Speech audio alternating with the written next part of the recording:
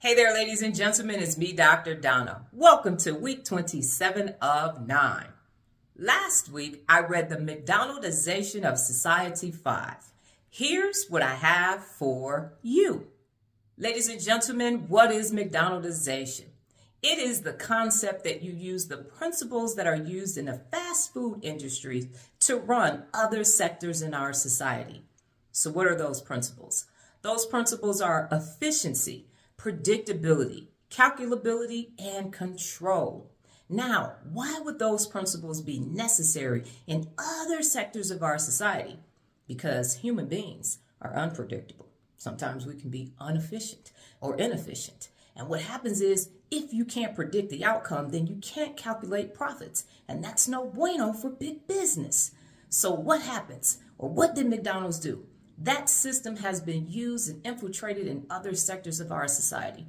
Churches, schools, businesses, retail, the medical industry, and all other sectors. If you think about it, when you have to use those systems, what happens is people become de-skilled. I'm from Detroit, the Motor City, and a lot of people worked in those three industries, worked for the big three. And you end up being on the engine section of the assembly line. You end up putting the seats or working in the paint part of the plant. And that's what you did all day long, was that one specific job, until it became so de-skilled and so dehumanized that position was then replaced with robots. If you think about it, back in the day, we used to have elevator operators. We used to call the operator to get information. And now what do? We don't do that. We push the button ourselves. We call and get the information ourselves, or we look it up. But all of those positions used to be human positions. So a lot of things have become dehumanized and de-skilled, and that's no bueno. Now, have we benefited from some of those principles? We have. But that becomes a problem when we no longer see human beings as human beings, and we no longer get to increase our skills. So what do? How can we get out of this rationalized, very predictable system? We can do non-rationalized things. Believe it or not, I worked at McDonald's, so I actually know exactly what they're talking about in the book. And here's what I did to go and take that rationalized system and make it non-rational. How I made sure that I wasn't getting de-skilled and that I wasn't being treated less than a human being. Initially, when I started working at McDonald's in the early 90s, I had two cousins that worked there with me. And I was the front cashier. My cousin was the back cashier at the drive-thru, and my other cousin worked the grill.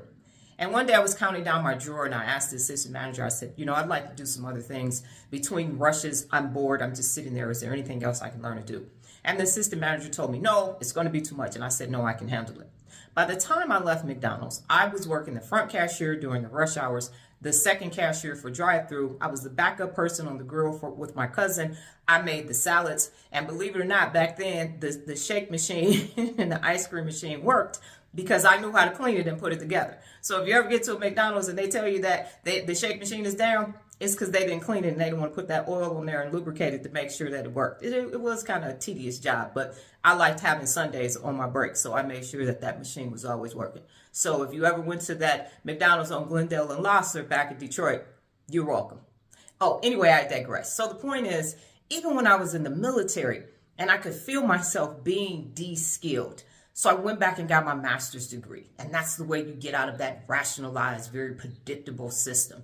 And when I worked in my corporate job, I went and did extra training. And I even got my doctorate during that time because I could feel myself being de-skilled. So as I read this book and I thought about it, I was talking to my daughter the other day and I said, we go to the doctor's office. They're just like we're in there, we're out of there, 5 minutes and we're done.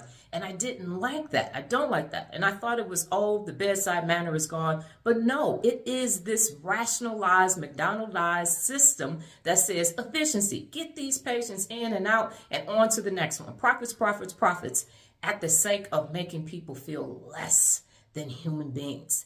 At the sake of not letting our students learn in schools and in college. They say the professors are now publish or perish, and everything is Scantron, and nobody's learning. You have these big classrooms, and everything is huge and big, and we're not really connecting with each other anymore. So how do you un-McDonaldize your life? When you go to your favorite fast food restaurant, go in. talk to the cashier. We do it when we go to Sprouts. We do it. Just start talking to people as you interact with them. It's not a lot of time. Hey, good morning. How you doing? How's it going today? And I mean, use the old thing. Hey, good weather we're having. Man, it's sunny. It's hot. It's raining. It's snow. Hey, what are you doing? You have any plans today?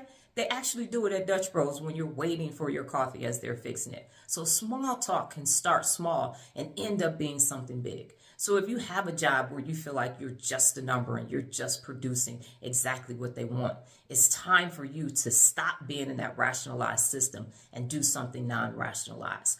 Go back to school, and not even necessarily go back to school, but get a hobby, get extra training. I know everything about the supply chain, how to turn raw materials into finished goods and sell them at the marketplace, because I refused in my corporate years to be de-skilled and dehumanized. It's part of the reason why I read one book a week, so that I can get new information on my own and then I can share it with you. So does that make sense? It's all over the world. If you just think about it and you stop and you look at all of the what is it? I can't think. Oh, self-checkout, and how you have to check yourself out, and how you have to, it's online banking. Everything is on you because everything has become dehumanized, and it's really making the people who should have better skills, they can't. They're stuck in these positions. Just like they told me I couldn't be the front cashier and I couldn't make salads at McDonald's because I was in that system. But you don't have to be. My daughter went to a regular high school for the first year, and I was at freshman orientation saying, absolutely not. They were bringing home little packets and everything else, and I said, no, this is not going to work. You are not learning. And so we finished out her high school years at home schools with Connections Academy. We finished all the checkbook, the textbooks and everything else, and it was a much better experience for her. So anytime, once again, when you feel like something is dehumanizing you and de-skilling you, it is, because McDonaldalization is everywhere in the world, and it's up to you. Does it take extra time? Absolutely. But you know what? You and everybody around you deserves for you to be the best, for you to be the best human, the best skilled human being that you can be. And that's what real leadership is all about too. So I absolutely 100% recommend this book, and I recommend that you recommend it to other people too, because it's just that good and it's just that necessary. Got it? Good. Last week's new beginning, as many of you know, I've reduced my sugar intake as well as caffeine, and so I got these little parfait desserts cups, and I made strawberry parfaits with the least amount. I mean, it was so good, and it was so tiny and so cute. And my daughter and I had several of those last week, and it was really awesome because you could just taste the naturalness in it, and it didn't have an aftertaste. It was so good. I'm telling you, I like these little parfaits that I'm making. It was a great new beginning. This week's book, The Short List.